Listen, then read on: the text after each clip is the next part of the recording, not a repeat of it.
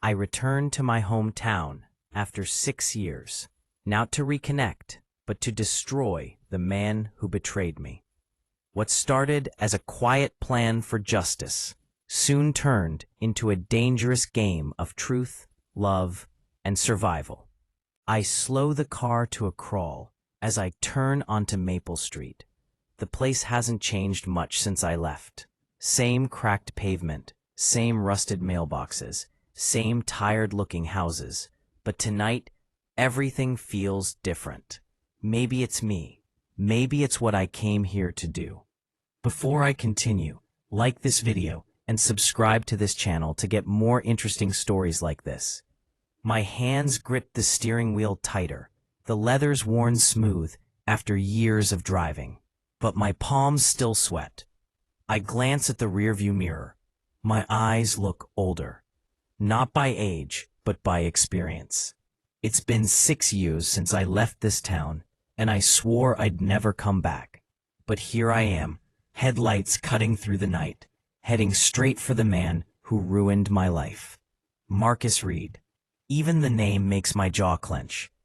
He was more than just my boss. He was like an older brother, the kind of man who made you believe loyalty still meant something. I worked for him at his construction company, gave everything, time, effort, even ideas that helped the business grow. I trusted him like family. Then, one morning, the police came knocking. Fraud, embezzlement, false accounting. And every paper trail, every signature, every fake transfer had my name on it. Marcus framed me. I spent 2 years in prison for something I didn't do. 2 years staring at concrete walls while he expanded the company, got richer, and lived free. He didn't visit, didn't write. He didn't even show up in court. But I did my time quietly. Never broke down, never begged, because I made myself a promise. I'll make him pay for every day I lost. When I got out, there was nothing left. No job, no friends, no one who believed me. My fiancée, Leah, had moved on. I don't blame her. She waited a year before she gave up. I guess 2 years was too long to love a man with a record. I rebuilt myself. Slowly. I found work in another city, learned everything about cyber auditing, business tracing, digital footprints. I studied him, Marcus, his business deals, his new wife, his fancy house on the hill. I learned how to disappear, how to watch without being seen. And after 4 years, I came back, not to beg, but to end it. I park 2 houses away from his. His place looks like something out of a magazine. Wide glass windows, tall gates, lights that shine warm and golden. He's hosting a party tonight. I can see people moving inside, laughter spilling through the air. Must be celebrating another contract. I step out of the car, my black coat blending with the night. The wind's cold, biting through my shirt, but it keeps me alert. I walk down the quiet road, past the hedges, until I reach his gate. I wait until a delivery van stops. 2 men carrying wine boxes, and slip in behind them unnoticed. Inside, the place is buzzing with music and chatter. People in suits holding glasses of champagne, fake smiles flashing everywhere. The kind of crowd that worships success no matter what it costs. I move through them like smoke. No one looks twice. That's the beauty of revenge. You learn patience, silence, timing. Then I see him, Marcus Reed, standing by the fireplace, laughing loud, his arm around a woman half his age. He looks untouched by time. Perfect suit, trimmed beard. Still that easy charm, the same charm that fooled me years ago. My chest tightens. I thought I'd be angry, but instead there's this strange calm. Like I'm watching a movie I already know the ending to. I walk closer, just enough to hear his voice. I told them the reports would be done by Monday, he says, grinning. They panic, I profit. Same old game. His friends laugh. Same old game. Yeah, that sounds like Marcus. I slip out to the balcony, the night air helping me think. My plan has been months in the making. Quiet, clean, smart. I didn't come here to shout or fight. I came here to take everything he stole back. I reach into my coat pocket and pull out a flash drive. Inside it is everything. The digital evidence of his hidden accounts, his offshore transfers, every illegal deal he's made in the past 5 years. I found them all. And by tomorrow morning, the world will know who Marcus Reed really is. But that's not enough. I need him to feel it. I need to see it in his eyes when it all falls apart. "Excuse me," a soft voice says behind me. I turn. It's his wife, Eva Reed. She's beautiful, in a quiet, tired kind of way. Maybe late 20s. She looks at me curiously. "I don't think we've met," she says. "Are you one of Marcus's old friends?" "Old? Yeah, you could say that." "Something like that," I reply, forcing a small smile. "I used to work with him. Long time ago." Her eyes soften. "You must be Ryan." My stomach drops. I didn't expect that. She continues, "Marcus mentioned you once. Said you were one of his best. That things didn't end well." I chuckle low and bitter. "Yeah, you could say that." She tilts her head, studying me. "He didn't say much. Only that you disappeared." "Yeah," I whisper. "I did." Before she can ask more, someone calls her name from inside. She gives me a polite smile and leaves. I watch her walk away, wondering if she knows who she married. Inside, Marcus clinks a glass, calling for attention. "Ladies and gentlemen," he says, "I just want to thank you all for being here tonight. This year has been our most successful yet." The crowd cheers. Cameras flash. He lifts his drink, all smiles and arrogance. That's when I feel it. The moment. The stillness before a storm. I pull out my phone, open the secure server I built, and press upload. The files begin transferring. Slowly. Steadily. Everything he's hidden will be live by sunrise. Fake contracts, stolen funds, bribes, everything. I'll send copies to the authorities and the press. I slip back inside and watch him from the edge of the room. He has no idea. He's shaking hands, laughing, being adored. But underneath all that shine, his empire is already crumbling. Then something unexpected happens. Leah walks in. My heart stops. She's here, dressed in silver, her hair pinned up just like I remember. She's holding Marcus's hand. Not his wife, Marcus's assistant, my ex-fiancé. For a moment, everything blurs. The music, the laughter, the noise, it all fades. I see only her, the woman who once said she believed in me, standing beside the man who destroyed me. Marcus pulls her close, whispers something in her ear, and she laughs softly. That laugh used to be mine, and just like that, the calm inside me cracks. All the years I spent trying to move on, to forgive, vanish in an instant. I walk out before I do something stupid. Down the stairs, through the backyard, into the night. The air is colder now. The upload finishes. It's done. By morning, Marcus Reed's kingdom will burn. But standing there under the quiet streetlight, I realize something. I thought revenge would make me feel free. Instead, it feels empty. Like I've traded one prison for another. Still, it's too late to stop. My phone buzzes. A text from an unknown number. "You shouldn't have come back, Ryan." I freeze. Someone knows. I look around, scanning the shadows. A figure stands across the road, half hidden behind a tree. Watching me. The message flashes again. He's not the only one who remembers what happened. And just like that, I know, this isn't over. Marcus isn't the only enemy I've made. This story doesn't end with revenge. It's only just beginning. The next morning, I wake up to chaos. My phone won't stop buzzing. Calls, messages, alerts.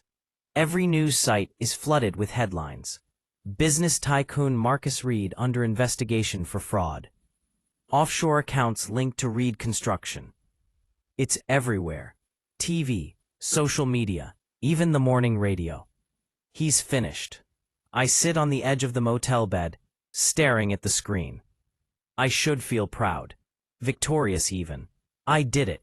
I exposed him. But all I feel is this dull ache in my chest. The kind you get after shouting too long. The phone vibrates again. A number I don't recognize. When I answer, there's silence at first, then a man's voice. Cold, controlled.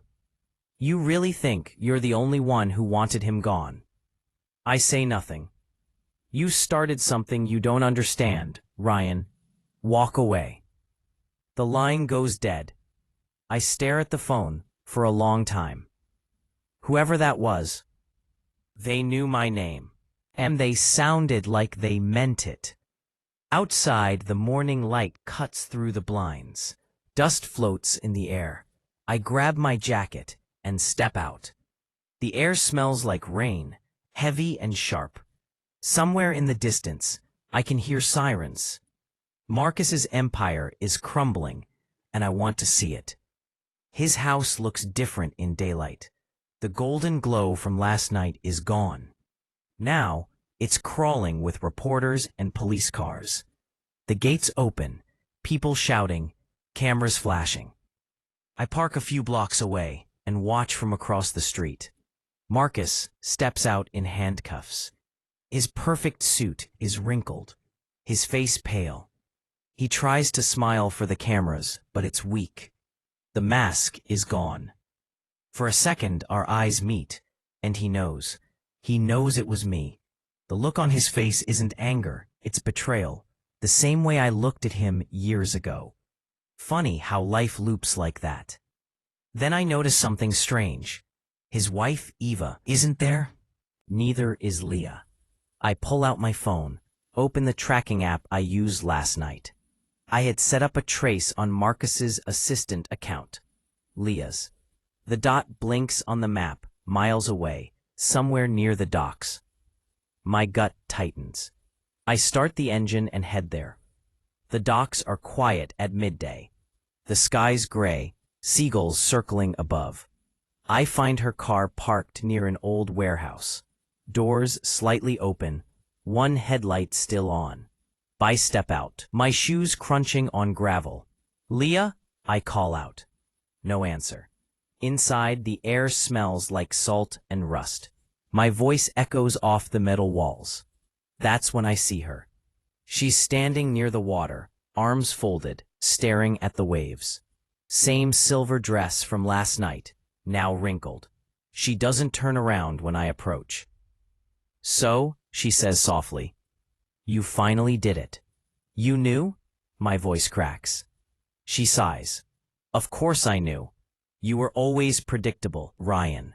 You couldn't let it go. I take a step closer. You were working for him. My enemy. She turns then, eyes sharp. Your enemy was my survival. You think I had a choice. You were in prison, Ryan. I was alone. Marcus offered me a job, a future. I shake my head. You slept with the man who ruined me. Her eyes flash. And what did you expect me to do? Wait forever for someone who might never come back. You made me promises, but all you ever loved was revenge. She's right. I hate it, but she's right. Before I can answer, a voice cuts through the air. Touching reunion. I spin around. A man steps out of the shadows. Tall, dark coat. Calm face. He's holding a gun, casual, like it's nothing. Who are you? I ask. Someone Marcus owed, he says simply. But thanks to you, the debt's paid in full. You brought him down for me. It clicks. He's the one who called. He smiles faintly. Now, to clean up the loose ends. The barrel lifts toward me. Leah screams. Wait, don't. Everything slows.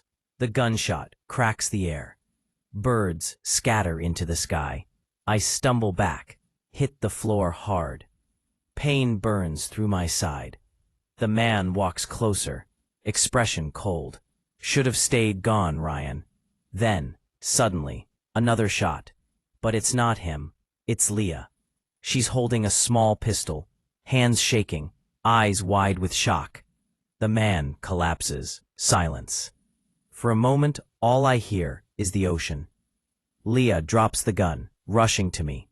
Ryan, oh God, hold on. Blood seeps through my fingers. I can't tell how bad it is. I laugh, weakly. Guess, you did wait for me, after all. She presses her hands on the wound, tears spilling down her face. Don't talk like that. You're going to be fine. But I can already feel the world dimming at the edges. Sirens wail faintly in the distance. Someone must have heard the shots. Leah, I whisper, there's a flash drive in my jacket. It has proof. Marcus, the deals, everything. Take it. Give it to the police. You already sent it. Yeah, I say, forcing a smile, but it's not about him anymore. It's about us. You don't have to hide anymore. Her lips tremble. I'm sorry, Ryan. I know. I close my eyes. For a second, I think that's it. The end. But then I hear her voice again. Stay with me, please. When I wake up, I'm in a hospital bed. The white light hurts my eyes. A nurse leans over me. Easy. You're safe now. I try to speak, but my throat's dry. Leah? She nods toward the door. She's outside. She hasn't left your side. I turn my head slowly. Through the glass, I see her sitting in a chair, head resting against the wall, eyes closed. For the first time in years, she looks peaceful. A detective comes in later. Middle-aged, steady voice. You're a lucky man, Mr. Cole. The bullet missed your lung by an inch. The man at the docks, Daniel Cross, was wanted for multiple fraud and racketeering charges. Your evidence against Marcus helped tie him in. So, Marcus? In custody, facing a long list of charges. He'll go away for a very long time. I nod. It's done. The revenge, the anger, the years of planning, it all ends here. When the detective leaves, Leah steps in. She looks at me for a long moment, unsure what to say. Finally, she sits beside the bed. I didn't know how much it would cost, she whispers. All of this. Neither did I. We sit in silence, the kind that feels heavy but healing. After a while, I say, when I was locked up, I kept thinking revenge would fix everything. But all it did was trap me in the same pain. The only difference now is, I'm finally free of it. She nods slowly. Maybe now we both can be. The sun filters through the window, painting the room gold. For the first time in years, it feels warm. 3 weeks later, I visit the hill where Marcus's mansion once stood. The place is empty now, seized by the government, windows boarded, gates rusting. I walk up the path alone, the wind brushing through the trees. There's a peace here I didn't expect. I stop by the fountain. The same one that glittered behind him during all his parties. The water's still now, reflecting the sky. I toss a coin in, not for luck, but for closure. Then I walk away. Leah's waiting by the car. When she sees me, she smiles, a real one this time. Ready? She asks. Yeah, I say. Let's go. As we drive off, I glance once in the mirror. The house grows smaller until it disappears behind the trees. The past finally fades with it, and for the first time in a long, long while, I feel alive. I walked away from the wreckage of my past, leaving behind the man I used to be and the anger that once drove me. Marcus was gone. Justice was served, and for the first time, the weight I carried for years began to lift. Standing beside Leah, I realized revenge hadn't healed me. It had only cleared the path for something new. Peace, freedom, and maybe a second chance at life.